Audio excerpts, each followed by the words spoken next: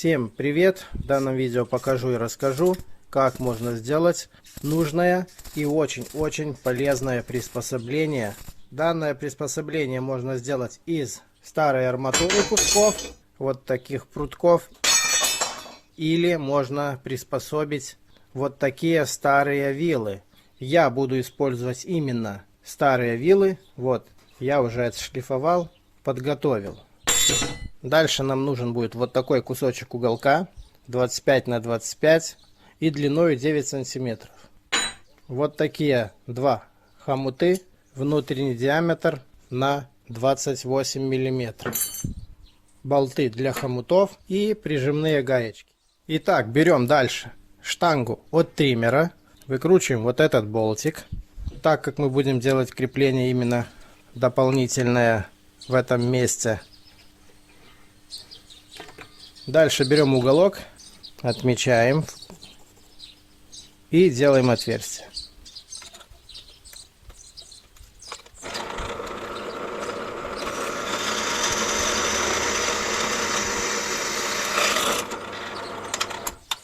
Дальше берем трубку и хомуты. Надеваем хомуты на трубку вот таким принципом. Трубка нам нужна для того, чтобы наши два хомуты соединить равномерно друг с другом, ровно. Теперь дальше привариваем хомуты на уголок. Вот таким принципом.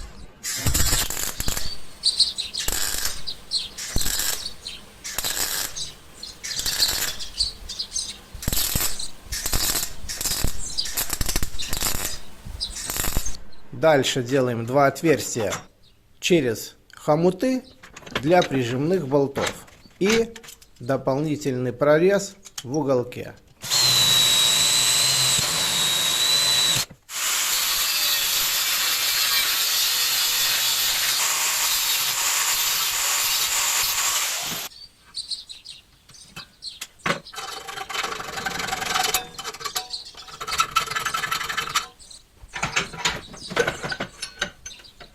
Вот получилась вот такая деталька, вот такое крепление. Дальше вот этот кронштейн ставим на саму штангу триммера.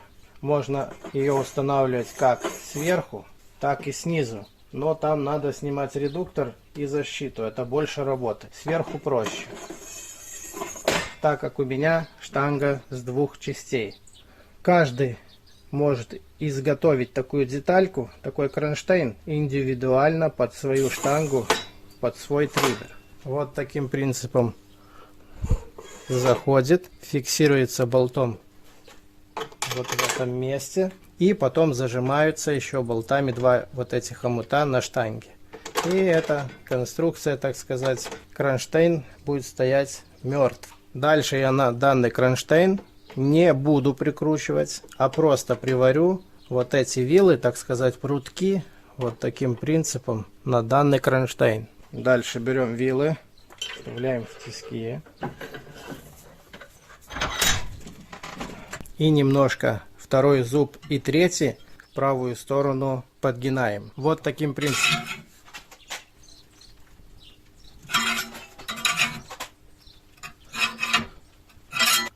Должно выглядеть примерно вот так.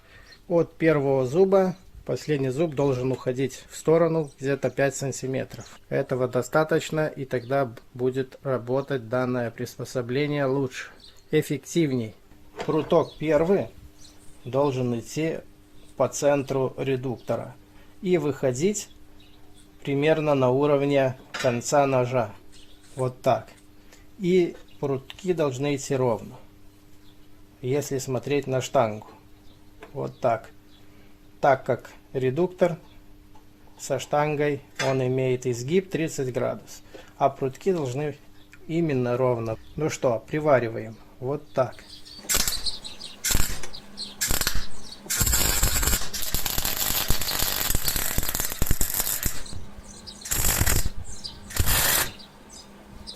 Вот в окончательном результате получилась вот такая насадка, вот такое приспособление. Выглядит оно вот так.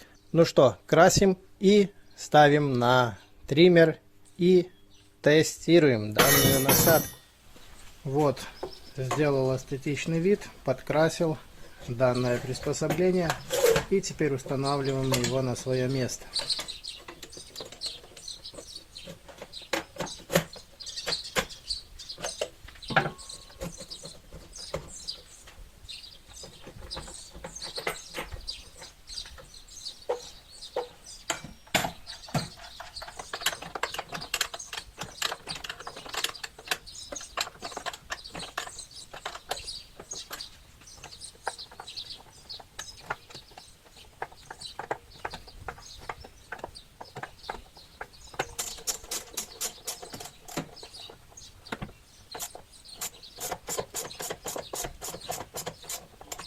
Итак, вот установили данное приспособление на штангу. Как видим, устанавливается в принципе очень быстро.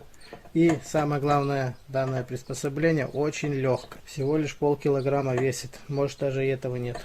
Дальше устанавливаем нож. Итак, как видим, ножи бывают разные. Такой конструкции, такой и такой. Самый хороший нож вот такой конструкции, так как он самый большой и самый острый получается, так как самое больше краев заточен. Данный нож в принципе ничем не отличается от первого ножа, только что он поменьше размером. И третий нож вот такой конструкции, вообще можно сказать очень плохой, левый, и к данному приспособлению он не подходит и работать не будет. Теперь берем вот этот нож, я его точить не буду, так как он новый. А так нож точится с одной стороны 3 лепестка ножа и с другой стороны. В некоторых случаях можно еще края заточить, но я не буду. Мне и так достаточно остроты данного ножа. Ну что, устанавливаем. Данный нож можно точить при помощи болгарки, используя лепестковый диск или просто напильником. Какой стороной нож будешь устанавливать, нету разницы.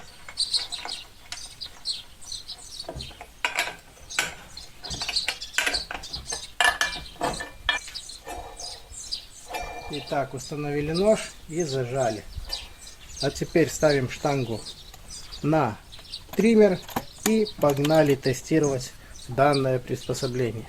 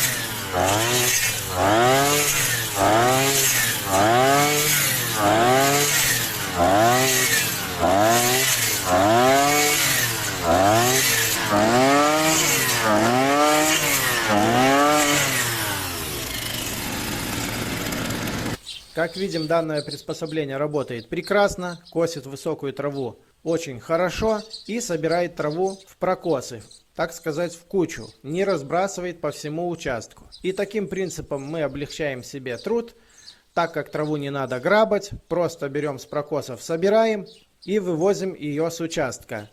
Или траву можно в прокосах высушить и использовать как корм для животных. И так далее.